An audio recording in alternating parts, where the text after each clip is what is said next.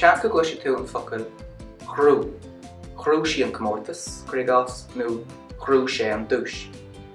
Sé an bríthir tá gceist an seo má gnóigh to achieve or to earn.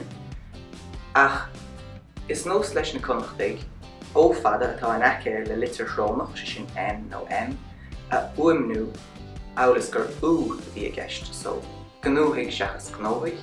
Agus an sin is nós leo N atá an aice le G a uimnú eolais gur Gru a bhí ann. Mar sin an rud a einstú an sin grúigh.